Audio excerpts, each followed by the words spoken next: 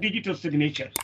Remember, whenever we get a certificate, like I think you guys have passed the CCNA or any other certificates, or maybe you have got a degree. On the degree, there is some kind of a signature. On the CCNA, maybe I think COE John Chamber or something like that. He signed that. Or from the degree point of view, your dean or principal, the signs that they verify that it is from the actually university and wherever you studied and all those things. But for the digital signature, how we need that? Digital signature properties, signature is authenticated. We need to make sure how we can verify the signatures are really authenticated. They are the right signature.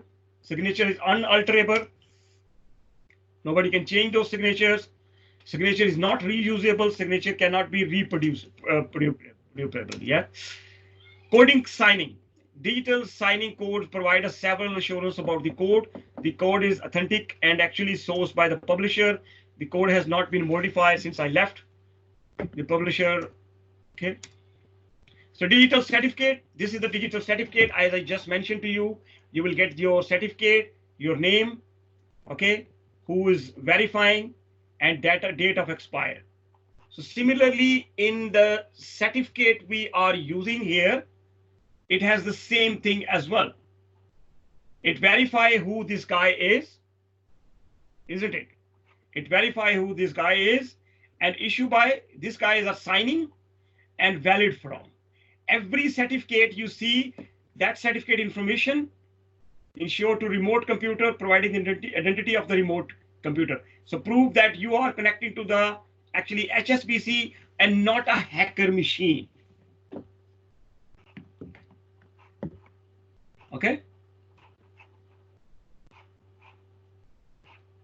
So name, who this guy is, expiry date, and validity or authenticity of the authority who actually signed it.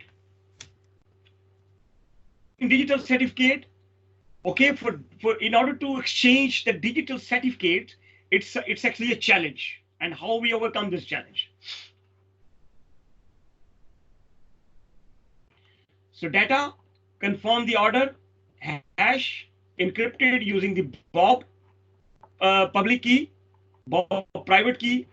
So Bob is using his private key, okay, and encrypt that, and then it exchange, sign date, data, sign data, confirm order, signature as well, sending the digital certificate and receiving the digital certificate. So if you want to generate a digital certificate, the digital certificate will be actually, you need the Bob. So let's say the Bob would like to generate a certificate itself.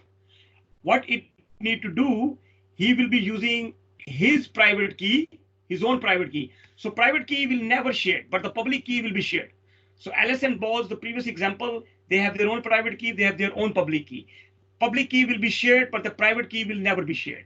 In order to generate a certificate, you need a kind of a public key, and that public key will never be shared. So you will be generating a certificate based on using the private key actually. Now, how you receive this public certificate? Okay, so sign data. So one, confirm order and signature, and then the Bob has the public key. Okay, and now it can be de-encrypt that, ready to de-encrypt it.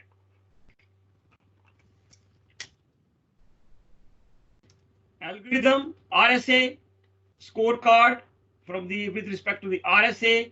This is the scientist developing this year, and the key length is start from 5122048. Signature verification is very, very fast. Signature generation is slow. Initially, signature generation is slow, but the verification is very, very fast. That's what we want. DSA, it is used by digital signature algorithm 1994, provide digital signature.